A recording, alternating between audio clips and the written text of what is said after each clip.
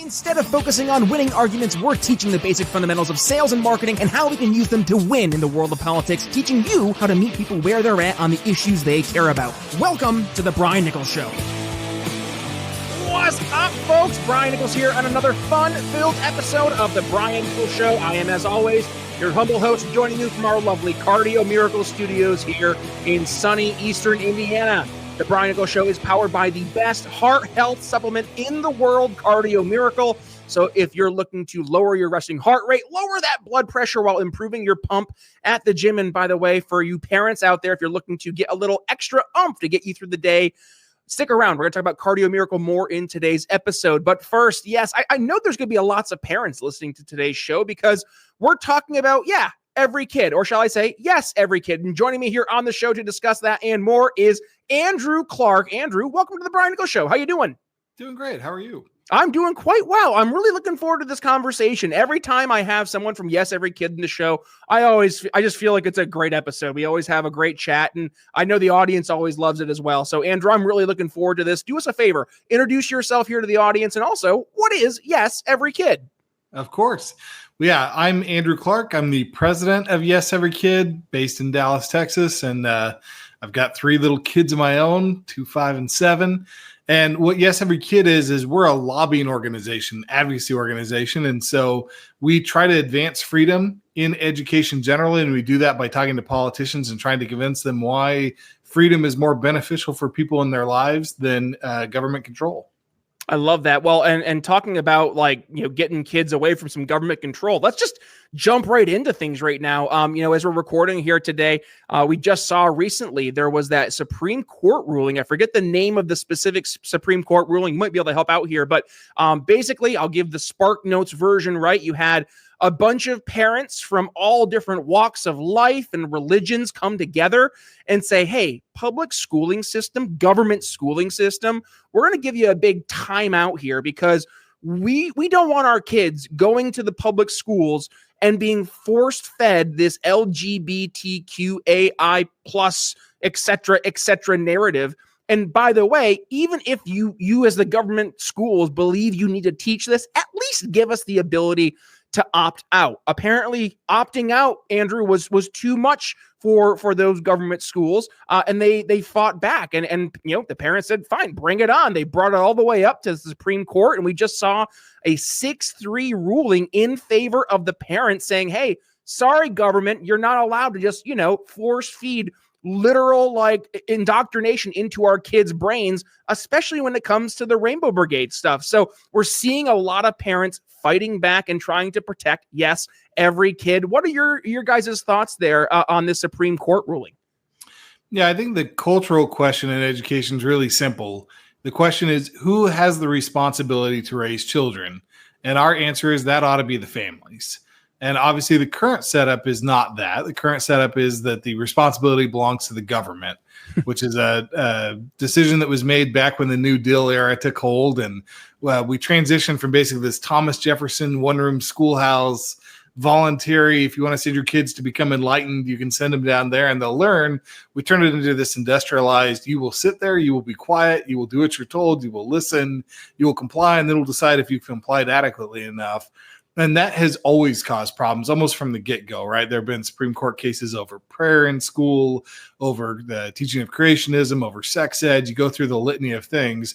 There's just always going to be problems when you try to force people to do things against their will, largely because it violates the Constitution and many of the foundational ideas of the country. And this case was no different. And so, I think the court did the right thing in saying, no, families are the keepers of their children. They're responsible for the education of their children. And if they decide to opt out, you don't have a compelling interest to coerce them against their will.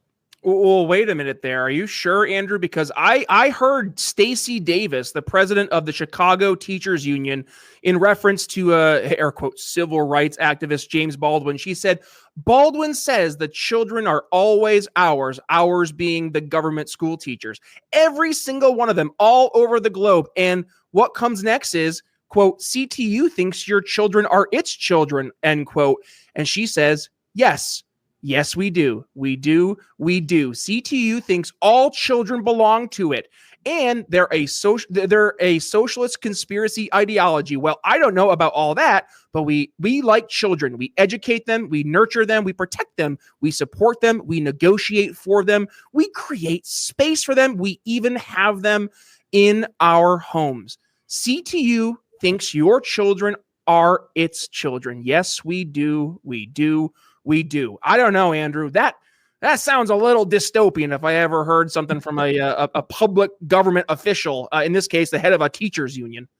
I think this is one of my favorite parts of just talking to normal people about these issues is they think you're making things up or they think you're being dramatic. And you're like, no, let's sit with even going back 100 years ago and Horace Mann and some of these original creators of the public school system.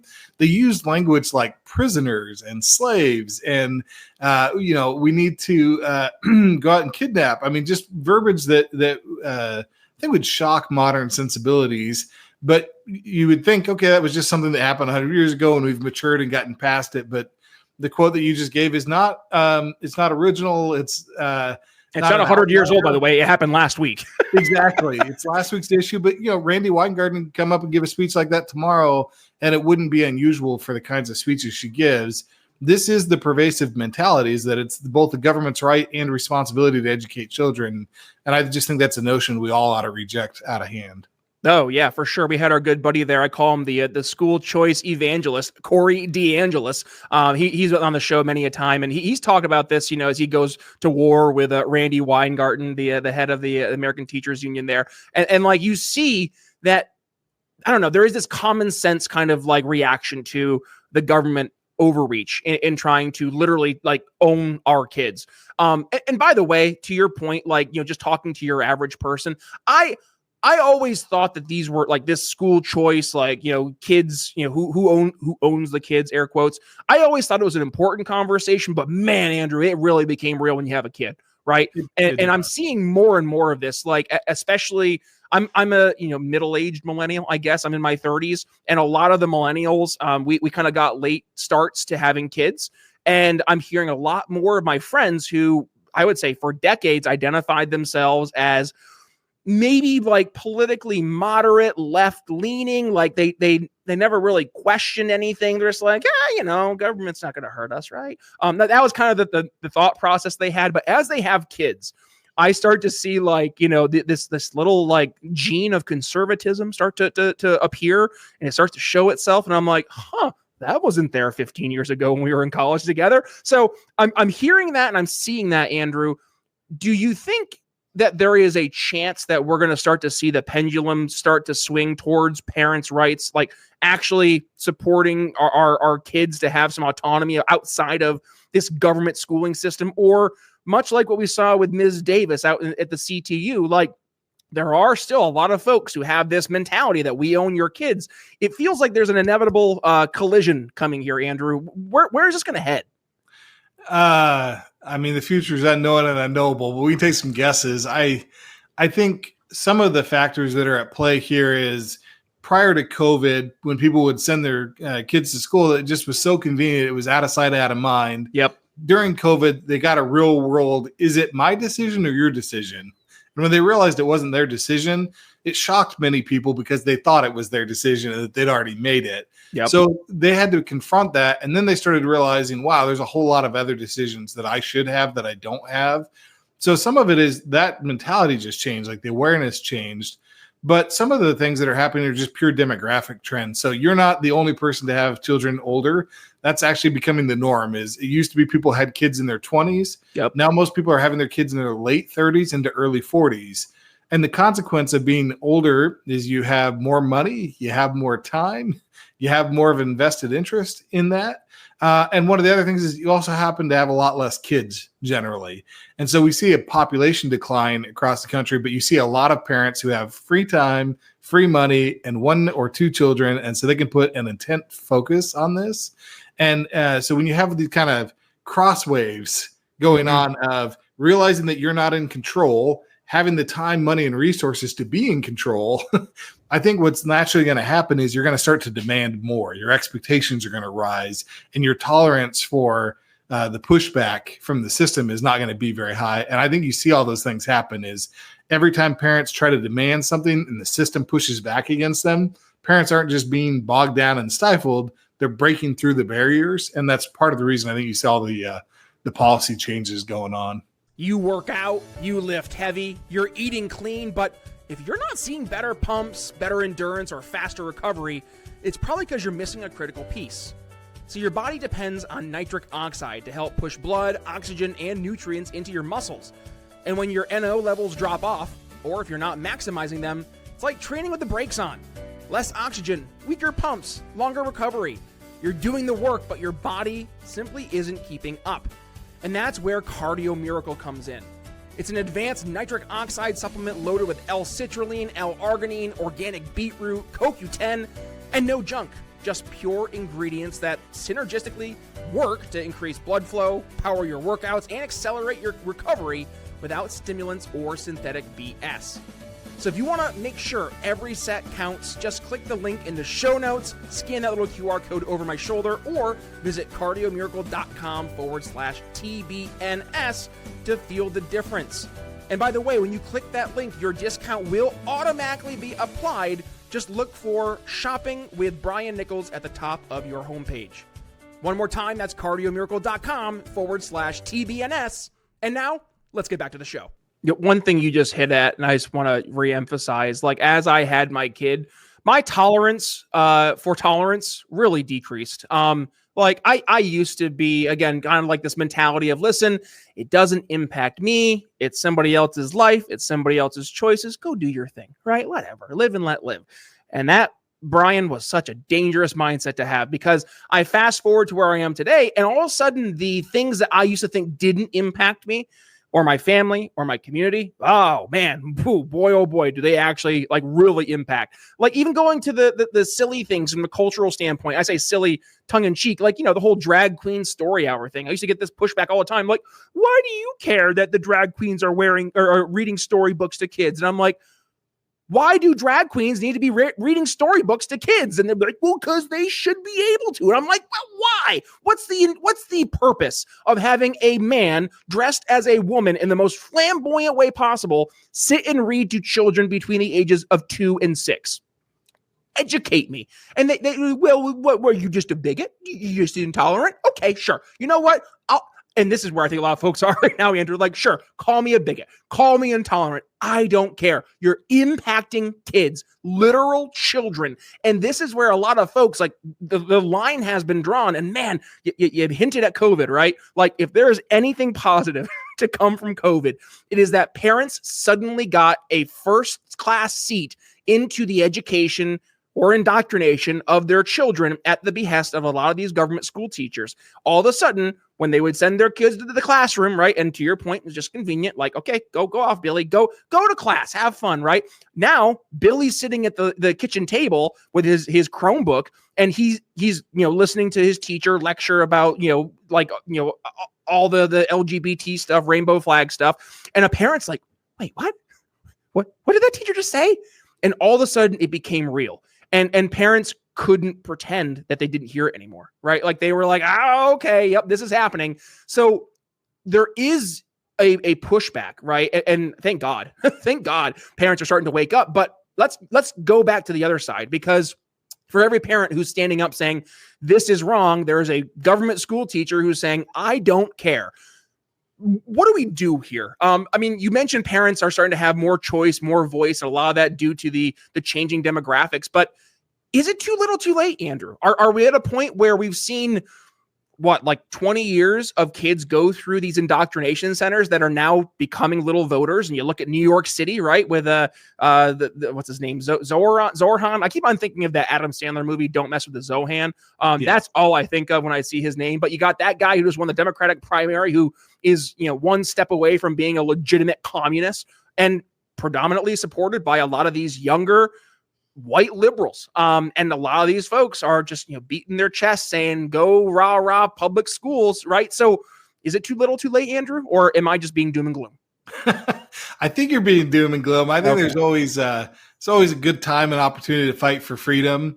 But I think most people are experiencing just run of the mill problems, right? My kid's behind in school, my kid's ahead of school. My kid has some need that needs to be addressed. And they're going and talking to a principal and a teacher, and they're just asking, hey, my kid's advanced in mathematics. How can I get help? And what they quickly realize is the system's not designed to help your kid. It's not designed to meet individual needs. It's designed to get your kid to meet the needs of the system. Yep. And that's just two different mentalities, right? And so it's not even the fault of the teacher or the administrators. It's that we've designed this system that we thought was going to get everyone to conform to some mythical average. And then when they don't hit it, now we're in trouble. And, I've got 2 boys of my 3 kids, and I feel like they particularly get the short end of the stick, where the system's not designed for boys, right? Young boys in particular. I was just having this conversation with my wife literally yesterday. Sorry. Yeah, no, 100%, right? They're hyperactive. They run around. They do unstructured play. That's how they learn. That's just so it's 180 degrees different than how public school is structured. And when the kids don't comply, what are they told? I know you care a lot about healthcare, right? They're basically told, hey, come take Ritalin or some other real mind-altering types of drugs. Yep. To make sure that you can comply with the setup. Well, why, right? Like, why can't we get the system to be responsive to the needs of the kid? Go the other way and actually, let's have schools that work for boys.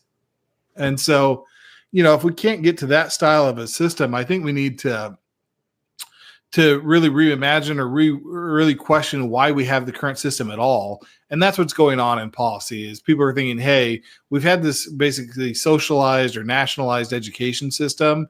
Why don't we question the merits of that? Why don't we try to restructure it and get a different system entirely? And that's what's happening with education savings accounts, vouchers, tax credits. This kind of new wave of policy ideas is trying to create an entirely new system, one that can actually work for everybody. And the fact that there are parents who are now open to this mentality, which is just so refreshing, because even I grew up in upstate New York, and I saw this firsthand. Like when you get north of Syracuse, which is like that I-90 corridor, everything north of there, like your community is your identifiable like characteristics, right? So just the idea that like the Ogdensburg Free Academy Blue Devils, right, that they wouldn't have the Blue Devils anymore. Right? Like, oh my gosh, that's destroying our community, the fabric of our society. And yet, like it's I don't know what the right word is, but like it's disheartening, I guess, to see parents, grandparents, aunts, uncles, neighbors who will sacrifice their kids' legitimate need to get a true education at the intrinsic feeling of something good inside that we're maintaining this relic from the past. And I'm not saying that to say like, there's nothing valuable or there's nothing like positive about having your team, like your school, your community. That there's something cool about that. I was in marching band because of course I was. And like when we would win the big fair and you'd be coming home at 11 o'clock at night and we I played tuba because of course I did. And like, we'd be driving the buses down the main drag into town and, people would be laying on their horn for the school bus and people are out honking their horns, celebrating. Like, that's cool. And I get it. But like, we're sacrificing our kids' literal futures in the name of feel goods. And I don't know. For me, I'm at the point now where I'm like, the feel goods, that's great. But I got to focus on what's right for not only my kid, but the next generation, because they're the ones who are going to carry us forward. If they can't do simple addition, but they're going and winning their state championship basketball game, like, okay, it's the Thanos meme with it's the one where he's like, I saved the world. What did it cost? 14 million people or whatever. Like we won the state championship. What did it cost? The ability for your kids to do basic math. That's what it feels like, Andrew. Yep. No, and look, I appreciate you in Indiana being a hoops head there. I'm a huge basketball fan, and I think basketball is actually a good example of where the world's going. It used to be, and you get these little community gyms in the middle of nowhere in rural Indiana. Everybody in the community shows up. Everybody watches the kids play. Yep. That world has gone, right? Like it's moved on. And if you're any good at basketball now, you play in an AAU league. Right, you'll travel around and do that. And if your kid just wants to play for fun, there's an AAU league for that, or there's a different rec league for that. And almost nobody who's proficient at basketball anymore goes to the public school in the way that they used to. They all go through this very specialized sets of education that are designed to help kids get to their goals, college, the NBA, whatever they're going to get to. And it has been better because if you're just there to have fun, there's a league that fits that. You can do what's right for your kid. So I get the football version of that here in Texas. You get a high school who has its tentacles all the way down to 3 and 5-year-old kids, and they're doing 40-yard dashes and high jumps and all sorts of crazy nonsense, breakthrough banners and cheerleaders for elementary school kids. And their assumption is all, hey, everyone's just going to grow up into high school and they're going to play for the Melissa Cardinals or they're going to play for Allen High School because that's what everybody in this area does. And what you're watching is parents are just saying, no, like I have a different desire for my kid. I want my kid to go to Texas A&M, or I don't want my kid to be playing competitive football. Like that's crazy. I just want my kid to have a good time and be a normal person. And they're starting to make different decisions than the generation before them did. I think it's a great thing for society. I think that's what we want, is we want you to be able to do what's right for your kid, and we want your kid to be able to do what's right for them. So I'm encouraged. I was going to say, I think everybody who's listening can think of their Uncle Rico, and I'm using the phrase "the Uncle Rico" from Napoleon Dynamite. Is like, if I had a couple more years, I could have thrown that football right over that mountain, right? We all can think of the Uncle Rico in our family, in our communities. Like that one guy is like, oh man, if I didn't blow my knee out, I would have been the first round pick for the NBA. It's like, okay, Mr. Weekfall, I'm sure you would have. Then go back to the nursing home, right? But that mentality has really carried through. And also, by the way, this mentality that as a sales executive makes me want to vomit. And that is whenever I hear this, we've always done things this way. This is just what we do, right? Like we send the kids to school and they go play their sports and they get decent grades, right? And then they go to college and then they specialize in college and then they go off to real world and they make $1 bazillion, right? Because now they have a college degree. Nope, that's not the real life. But yep. Like that is literally the mentality is like, well, this is just what we do. Yeah. If you're a small business owner with a handful of team members, but a big vision, I'm talking maybe 3, 5, maybe 10 folks tops, most phone vendors will either ignore you or try to upsell you into something bloated and expensive. Yeah, been there. But level 365, they get it. No minimum seats, no pressure to scale before you're ready. Just simple, powerful phone tools built to grow when you do. And yeah, it's still month to month, so no worries about getting locked into something that doesn't fit you next month. It's not about company size, it's about finding the right fit. That's what Level 365 nails.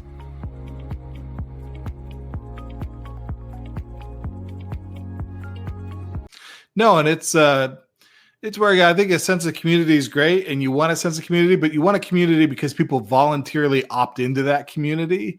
And so whether it is the community who wants to tell a kid where they can play high school football because our team needs a quarterback, or it's the school that says you can't transfer out of this school because we need your higher GPA or higher test scores to make our school look better. Does the kid lose their opportunity because the community needs them to comply with something that the community wants? Or does the kid get the right to self-determine and to have their own dreams and to be able to live the life that they want to lead with their family's direction? It ought to be the latter. And when people are in relationships because they're there voluntarily, they tend to be healthier, happier, more functional humans. And so I love the premise of your show of trying to sell liberty and freedom to people. I think we've got to understand that people have unique needs, they have desires, and freedom gives them the opportunity to pursue those things. That shouldn't be a very hard sales pitch, especially when the alternative is ignore what you want and just comply and suffer with a smile. That's not a very good sales pitch, and we ought to be able to beat it. Suffer with a smile. Like no service with a smile, suffer with a smile. And by the way, speaking of suffering with a smile, let's go back to the case study we started the show with, Chicago, right? Because, well, if these teachers who are so proud to own our kids, I mean, they must have amazing outcomes, right, Andrew? Right, wrong. Let's go through this. This is just mind-blowing. Elementary and middle school. Here's the 2024 data. This is grades 3 through 8. Reading proficiency. 30% of students met grade level standards. Math proficiency, 18.3. Reading proficiency, This has now surpassed pandemic levels by 5.3 percentage points from the last year. But that was in the single digits as well. High school, 11th grade and 12th grade, they looked at reading proficiency. Only 22.4% of the 11th graders met grade level standards in 2024. Math proficiency, 18.6 were proficient, a decrease in 0.5 percentage points from the year previous. I mean, this is mind-blowing. And then let's just go across the country, right? Elementary students, 16% proficient in reading, 12% in math. Middle school students, only 16% proficient in reading, 12% in math. High school students, 15% proficient in both reading and in math.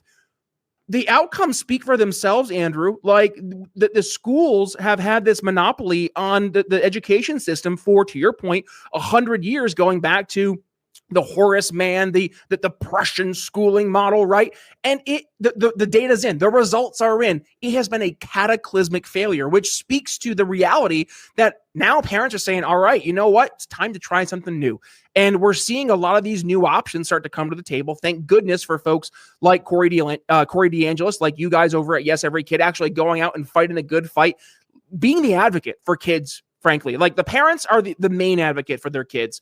But from all the other perspectives, there's not really many folks or organizations out there supporting those efforts of the parents. So the fact that you guys are out there fighting this good fight, thank you, truly. And with that, let's kind of dig into this. What does Yes Every Kid do to help fight the good fight and promote these different alternatives in the traditional monopoly that is the government schooling system? Yeah, let's just use your example of Illinois because it's fun to beat up on our poor friends up there. Yeah, J.D. Pritzker, God bless him. He can take a few punches, right? Because he absorbs them all. But that's mean. I used to weigh 385. I can say that, but I'll shut up now. No, but he's also earned a lot of the criticism he gets, but Illinois is not an outlier. You ran through some of the stats, but you go through there's 40 schools in Illinois this year that won't graduate a single kid who's proficient in math. And that's not saying that the schools that 40? Not a single kid. Yeah. And that's the same as it was last year, the same as it was the year before, the same as the year before that. Do we know how many kids that is? A lot, thousands, but it's not. Again, these are not outliers. You go to Baltimore and you can pick out schools. You can go to downtown Atlanta. You can go to almost any metro area in the country. I lived in Philly for 7 years. I saw my wife worked in the school districts. Like it was horrible. Yeah. No, that's going on. And then at the same time, what I talked about with the demographics is happening. So less people are going to public schools.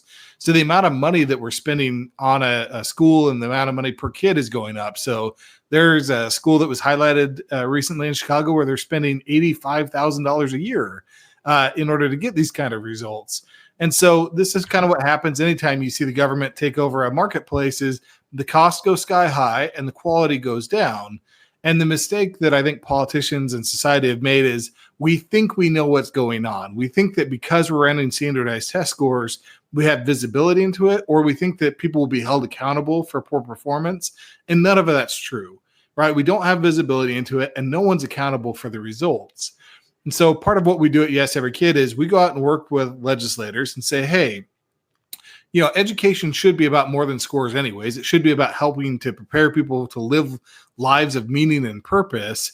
These scores, these proxy measures that you think you've made that you think are holding people accountable, they're not working. And we just need to come to grips with that. And again, people aren't satisfied with this system and it's not going to reform itself. So we need a different system. Why don't we create a different system where it actually has real accountability? And real accountability is something, I know you were just talking about health products, right? If I've got a hospital and it doesn't work, I'm not going to go there anymore, right? If your doctor's office isn't providing me services, I'm going to go find a new doctor and my money's going with me. What ends up happening is if you're a doctor who doesn't take care of people, you're not a doctor very long. You're out of business.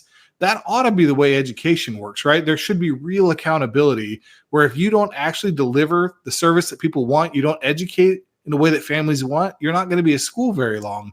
Yep. That's how the system ought to work. And so we'll try to make that case to politicians all the time is to say, other advocacy groups will sit here and tell you you're just testing the wrong way or just run a different set of tests.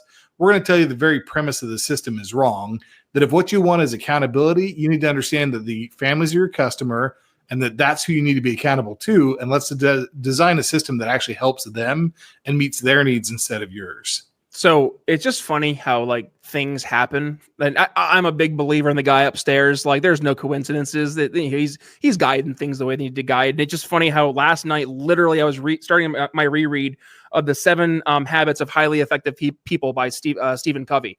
Yeah. And I literally finished the chapter last night where we were talking about paradigm shifts. Yep. And how it takes paradigm shifts. And you talk about mentally, right? How you switch from one thinking to the other. But he was using examples of paradigm shifts in society and how we go from one mentality of horse and buggy to now all of a sudden automobiles, right? And how that's the norm. And what we're talking about here today is a paradigm shift. We are going from 100 years, a century's worth of just this is how we educate, right? This is how you do it. And like fundamentally changing the way we teach our kids. And that is, I think, by definition, a paradigm shift in this case, in the best of ways. And the fact that, Andrew, we have so many people who are actually on board with this paradigm shift, because like in this world today, we are so connected. And in order to actually make a paradigm shift, you got to get a lot of people on board. Like back in the day, it was the people who were more, hoity-toity or high status in society. They're the ones who they would kind of set the stage, like they would set the course, and then the rest of society just kind of fell in place, right? I mean, look no further than what Rockefeller was doing or what Horace Mann was doing, right? And then it turns into our Prussian schooling model that we know and love today. Thank you, Woodrow Wilson. Thank you. But then, like, you look at where we are today, you have to convince lots of people because now everybody's connected. Everybody has an opinion, of course. And thank God for Elon Musk for giving us a platform like X to have this open discussion around ideas that are controversial, I guess. The idea that you own your kids' ability to get the education they deserve. What? How dare you, mom and dad? But like the fact that now more and more people are able to not only go and have this debate on an open platform, but we're seeing the results. We're winning in the marketplace of ideas. When you got Corey DeAngelis literally going around state capital after state capital, getting school choice on the docket for being voted on, like that is fundamentally a win and a paradigm shift across the board. And I'm just going to say, I think we're going to watch in the next 5-10 years, there's going to be such an embrace of like parents truly owning their kids' education. School choice, I think, is going to just skyrocket because the inevitable outcomes of what we're seeing in these blue states is that they're gonna. It's the Grand Moff Tarkin in Star Wars, right? Princess Leia. She's like the more you tighter you grip your fist, Tarkin, the more star systems will slip through your fingers. That's what I think we're gonna see.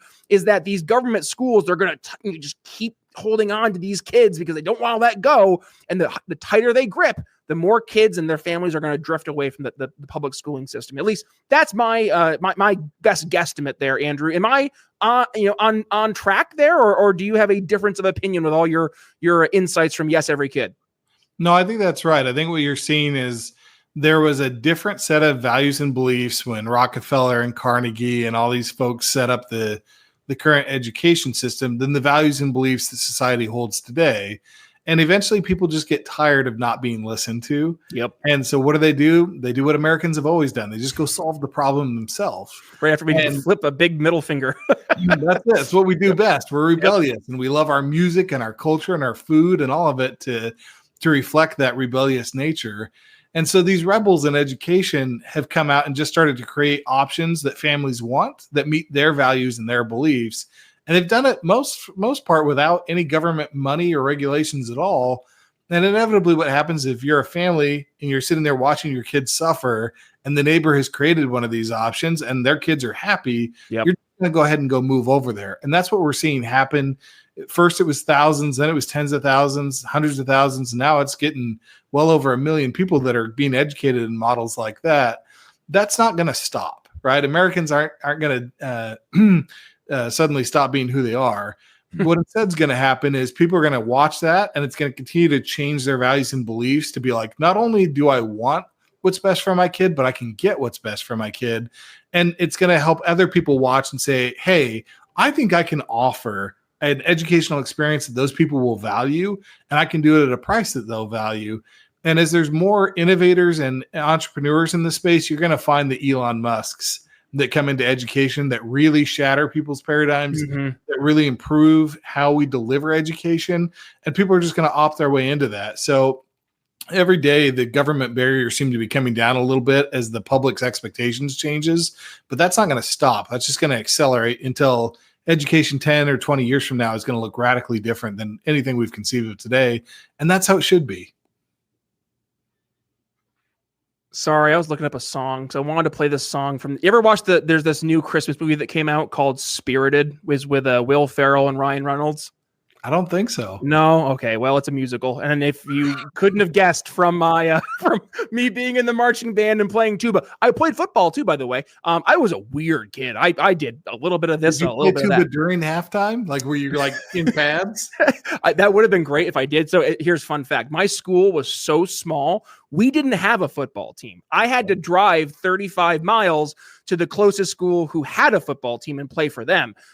So I actually never got to do the whole, like, played football and then have the marching band in the bleachers playing like the Spirit songs. But anyways, there's this song. I'll include it in the show notes because there's a song called Spirited. And you said one line and it literally made me think of it, because the whole idea of the song is this guy, he's a ghost of Christmas past, and they choose one person every year that they're going to try to change for the better. And the idea is because when that person has they're being better in their lives, it's going to create a ripple. And, it's going to impact, another person. And there's one line that goes, we'll jump. If we choose this guy, it'll go from 1 to 2 and then jump from 2 to 4 and then 4 to 8.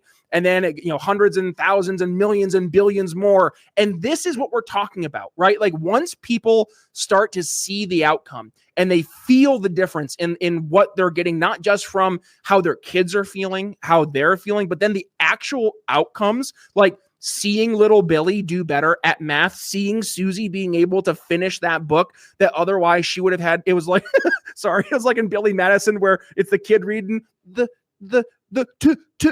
today, Junior, like that's literally where we're taking our kids, from that to now being able to read, that 700-page novel. Like, that's awesome. So I'm excited. I have a little kid, right? Like, I'm excited for the future that we're going to build for her and the options that she's going to have.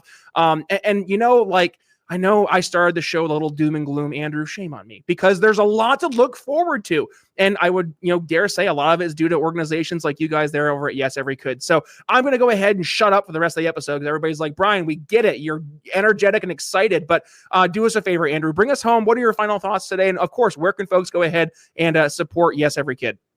Yeah, I think there's all sorts of reasons for optimism. As I said, the future, we're about to see the largest wealth transfer in human history go from the older generation to the younger generation. You're going to have millions of people who are thinking about just how to improve the world. At the same time, AI is taking over everything. And it's also going to give us more free time to think about how to make everything better. So our kids are going to inherit a different world than the one we had. And they're going to have the opportunity to make it an amazing place. They need and deserve the education that prepares them for that. And that's going to have to be on their terms and defined by them and their families. And that's happening. It's not a fanciful wish in the future. It's a practical thing that's happening right now. So all sorts of reasons to be excited about that. If you want to come help us out and do that, or just learn more, you go to yeseverykid.com. Just hop on X and search for us, Yes Every Kid. You can find me there as well. I'm J. Andrew Clark. There you go. Okay. And I have to finish with this. Here we go.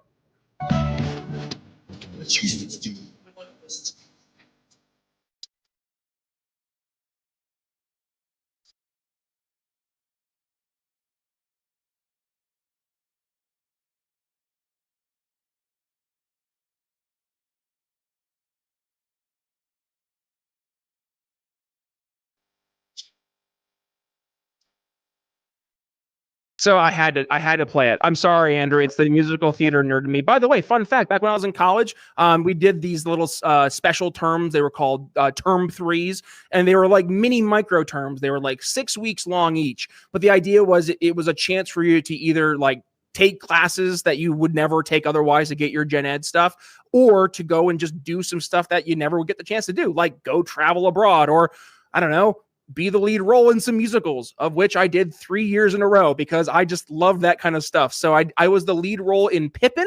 I was the lead role in Dirty Rotten Scoundrels. And then my favorite was my senior year. We did the musical adaptation of The Wedding Singer. And oh, it was so fun. But yeah, that was, you guys got to see a sneak peek behind the curtain there. Video evidence of this out there?